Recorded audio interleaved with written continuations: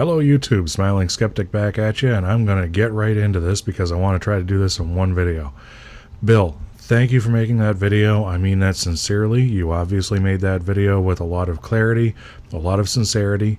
I really appreciate that. I think there was a great dialogue started there, and I'd like to continue that if you don't mind. So I'll just get right into your video.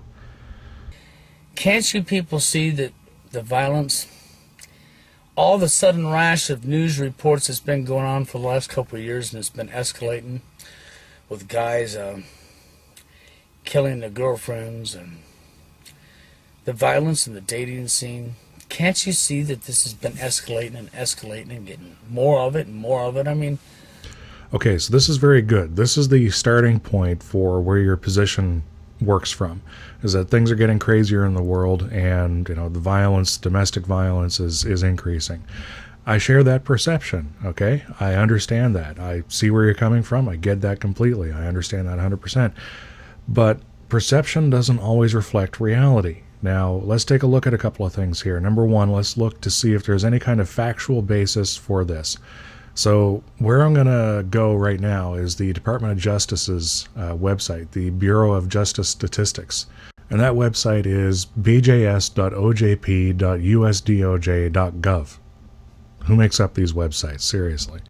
And I looked through all of the statistics there for domestic violence, for violence against intimates, they call it. That includes boyfriends, girlfriends, ex-boyfriends, ex-girlfriends, spouses, ex-spouses, so on and so forth. They call these people intimates. So you have a relationship with this person. And what they're showing here is that all of the statistics in just about every category here in violence against intimates is going down, is declining since 1993. It's been a pretty steady decline. So the statistics, the information, the data is not backing up the perception. All right, so that means that the perception must be a little bit off. Now, perceptions, as I said, don't always reflect reality. So let's see what might be affecting those perceptions. It does seem that there is an awful lot of this stuff covered in the news these days. But there are two factors. These are the last two of the three that I mentioned earlier. Two factors that go into this. Number one is that the volume of information that we have today is very different from what it was even just a few years ago.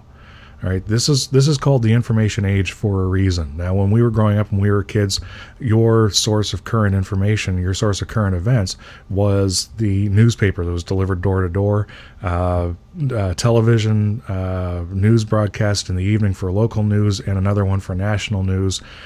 Maybe a little bit of radio journalism, but the days of the radio journalist are long gone. Whenever you hear news on the radio, they're just reading stuff out of the newspaper. They all do this. There are no radio journalists left anymore unless you're working for NPR. So the volume of information out there has changed. When we were kids, we couldn't go to the web and pull up Google and get 1,000 websites on any topic providing information and misinformation, and there's an awful lot of misinformation out there, and I'll get to that a little bit later. Also, the style has changed. That's the second part of this. Think of the news reporting from when you were a kid. There was a lot of very in-depth journalism. There wasn't a lot of sensationalism. Nowadays, all of the news outlets have to go for sensationalism because they're competing against each other. They're competing for advertising dollars. They have to be able to attract advertisers. How they do that is they have to get their sales up. They have to get the volume up. They have to get their viewership up. They have to show that they have a market that advertisers are going to want to invest in, and they're all competing for the same advertising dollar. You have 24-hour cable news networks. You have news broadcasts on regular cable stations 3 times a day, morning, noon, and night. You've got a lot more newspapers than there were years ago. You've got magazines on just about every topic. And they're all competing against each other for these dollars. So what they have to do is they have to sensationalize their news to sell more papers, to get more viewers, and it leads to a change, a fundamental change in the journalism. So the journalism has changed, the volume of the information has changed, and that has affected our perceptions. It has affected how we see things. So yes, the media has changed the way that they do their reporting, but it's not because of a government conspiracy. It's just the simple fact that they've got to sell papers. They've got to increase their audience. Jumping ahead a little bit in your video, as for the legitimacy of true forced loneliness as a concept, not as a group, but as a concept, I really don't buy it as part of a government conspiracy, and the reason for that is because it takes a tremendous amount of skill, it takes a tremendous amount of secrecy, and it takes a tremendous amount of resources and manpower in order to keep something like this secret, in order to make it effective and keep it secretive. It's just not possible. I mean, given the bumbling idiots that we have in power in both Canada, I live in Canada, in both Canada and in the United States, it's just not possible for these people to carry out a deception of this kind of magnitude. I'm trying to get you people to wake up to what's going on. Look at the way we're treating one another. What is wrong with treating another human being the way you want to be treated yourself? You need to really seriously think about that. There's nothing wrong with that at all. And as for your message that we need to start treating each other better as human beings, I couldn't agree more. I absolutely 100% am on board with that sentiment, not for the same reasoning that you have, but I am on board with that sentiment. We need to do that in order to be kind to each other as human beings.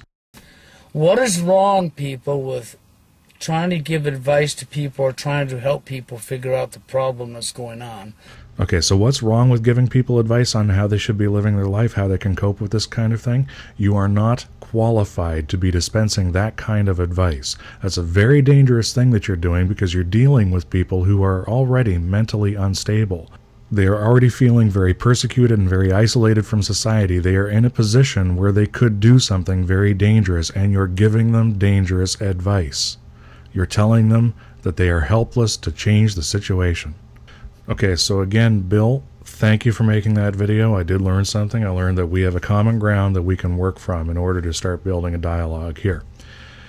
Now, one thing I'd like to see if I can get you to understand is that we just cannot take you seriously when you use crackpots and nut jobs for your information sources, like for your NWO theory, like Alex Jones, okay? You use Alex Jones a lot. Remember the batshit crazy shape-shifting lizard people guy David Icke I talked about in the last video? Well, Alex Jones supports him and believes him. Okay, yes he does. One thing that I'll say for Alex Jones, he doesn't discriminate. He believes every wacky conspiracy theory going. Alex Jones lies to you, Bill.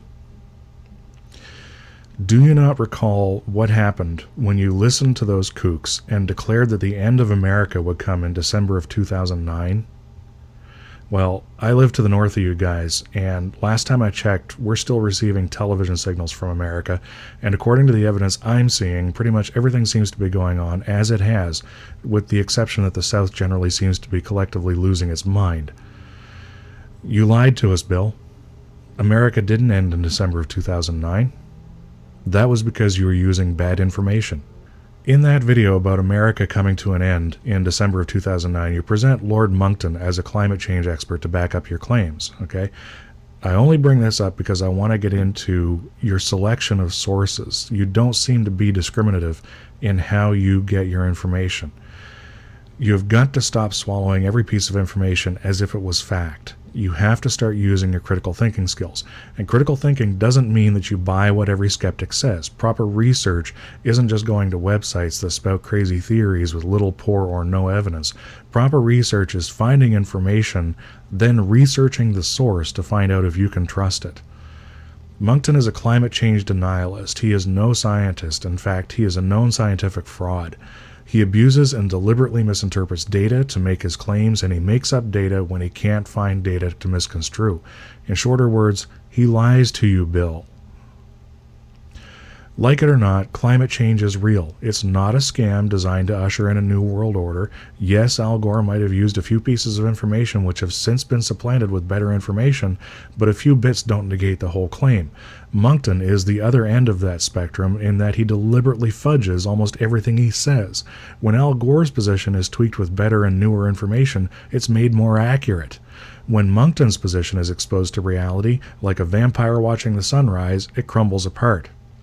And just to emphasize, vampires aren't real either. Now I'm going to put some links down below in the more information section of some rock-solid trouncings of Moncton's claims and exposures of his deceptive tactics. So when everything you say, from forced loneliness to New World Order conspiracies to government and female conspiracies to the dating scene to gender separation to the end of the United States of America, is based on bad information and false beliefs, you can see why we would have trouble understanding and agreeing with what you say. I hope you take this information to heart. Again, I really sincerely appreciate the sincerity with which you made the video. I'd like to continue this discussion if you're interested. Smiling Skeptic over and out. Be excellent to each other, and peace. Oh, yeah, Canadian band. Canadian? What? Turn this off immediately! Turn